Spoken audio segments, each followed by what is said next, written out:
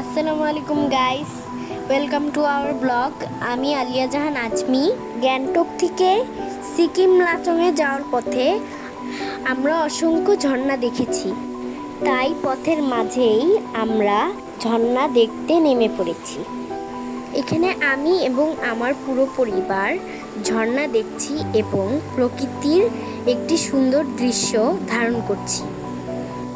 আলহামদুলিল্লাহ, আমার আব্বুর একটি স্বপ্ন ছিল যে আমাদেরকে নিয়ে সিকিম গ্যাংটক ঘুরবে।